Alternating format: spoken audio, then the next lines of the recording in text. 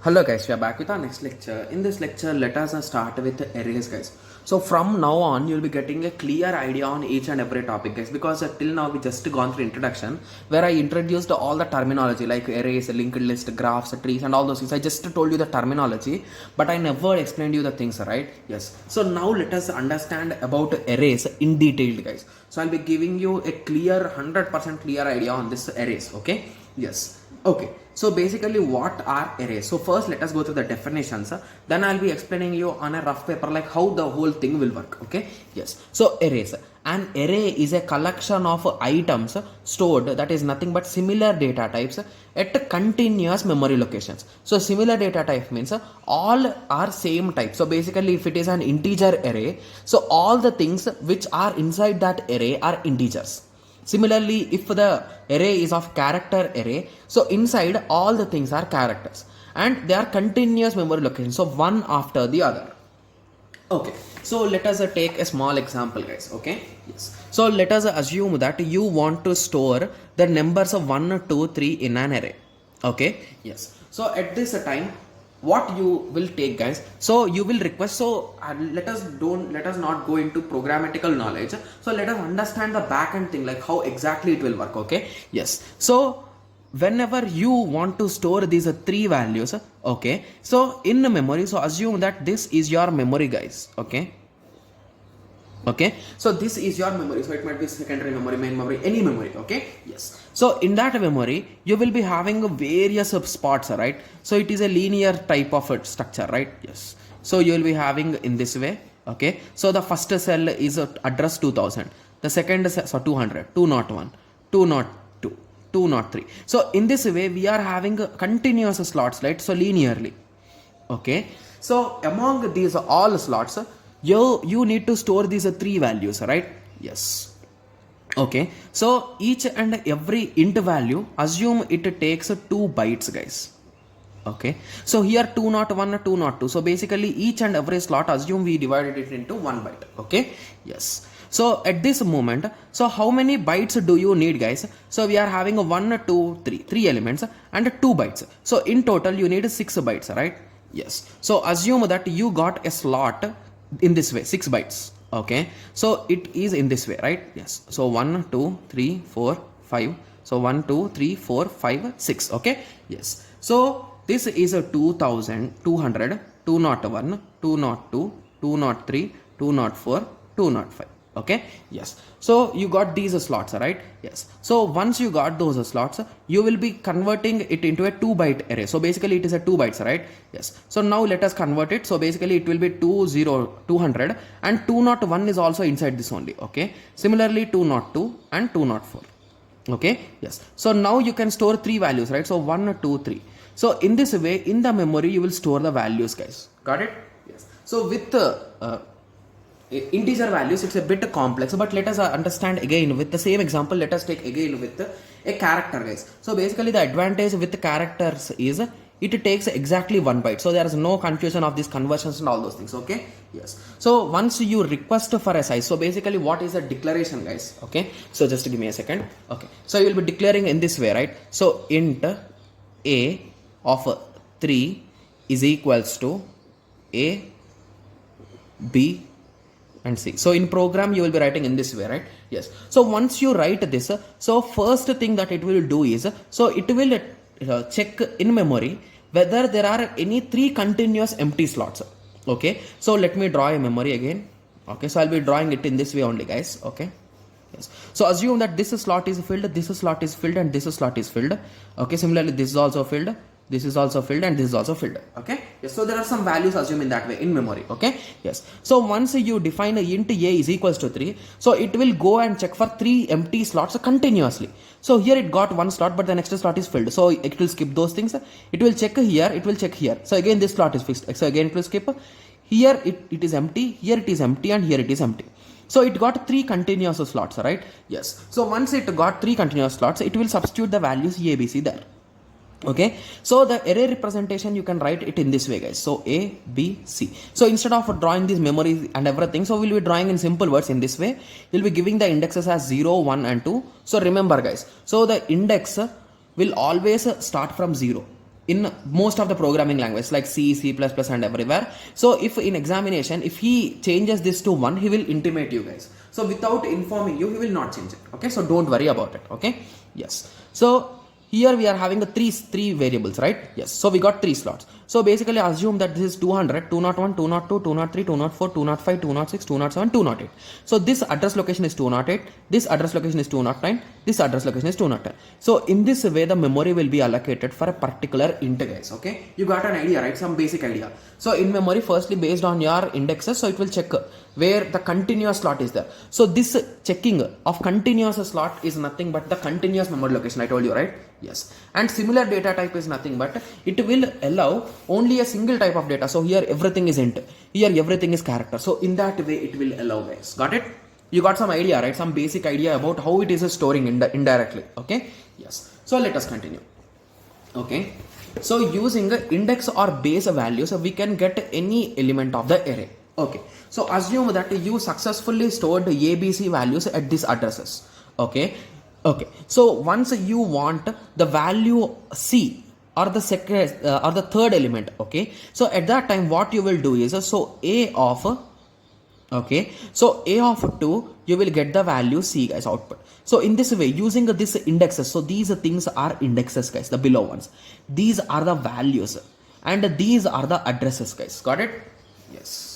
So each element can be uniquely identified by their indexes. So basically at one index, you will have a single element. Got it? Yes. So if you take a small example, so in array, we stored my name, okay. So 0, 1, 2, 3, 4. These are the indexes or base. So few might call them as base also. And this A is the array name and address is nothing but this. And remember, always this A points to the first location, guys. So A is nothing but indirectly if you print a address of A, it will print 200. Got it? Yes. So in this way, the array is stored, guys. Got it? Yes. So now let us go through some programmatical knowledge. So how it is declared, how it is initialized and all those things. So declaration in C. So data type, array name, size. So basically here size indicates, size is given, guys. Okay. So int array name, we gave data of 100. So basically here you are having 100 slots and it will value of index will be from 0 to 99. So in total it is 100 elements. Got it? Yes. Initialize an array. So basically assume that you want to insert values into the array directly in the initial stage only. So int mark of 5 is equals to 19, 10, 8, 17, 9. So here you are giving 5 marks. Okay. Got it? Yes. Similarly int marks. So here we are not specifying any size because we are not assume that you want to increase these values at some moment of time. So at that time you can skip this, guys, because it is a static value. So basically here the values are automatically stored, right? So once let us take an example. So marks, so it will create an array of continuous slots marks. So it will store 19, 10, 8, 17 and 9. So once it's substituted, it will get an idea that there are 5 elements, right? So the compiler knows its size is 5 as we are initializing its values with 5 elements. So here if you insert 100 elements, so automatically marks size will be 100. So in that way it will understand from your insertions also. Got it? Yes. So assume that you want to update some value. So array name, so that is nothing but marks of a position. So assume that at position 3 you want to update this 17 to 19. So marks of 3. So now your pointer is at 3 is equals to 19. So this 17 will be updated to 19. Got it? In that way you can update the values also. Okay, so in array also it's really simple, right? Updating values, inserting values and all those things. Okay, yes. Okay, so indexes. So I told you index will start from 0, right? So is there any chance that it will start from 1 or any other number? Yes, it is possible. So 0 is a 0 based. So basically these bases is called as 0 based indexing, guys. So 0 based indexing is seen in a C, C++ and most of the popular programming languages nowadays. Okay, yes. So starting index from 0.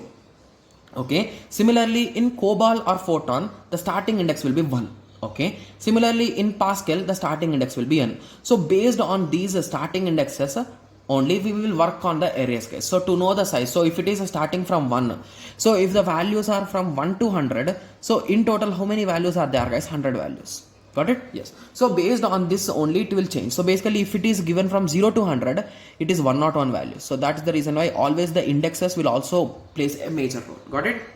Yes. Okay. So now you got some idea, right? So basically in examination, if he changes any index, so 0 is commonly used. If he wants to change it to another based, so he will inform you, guys. So there is no confusion in it. Okay.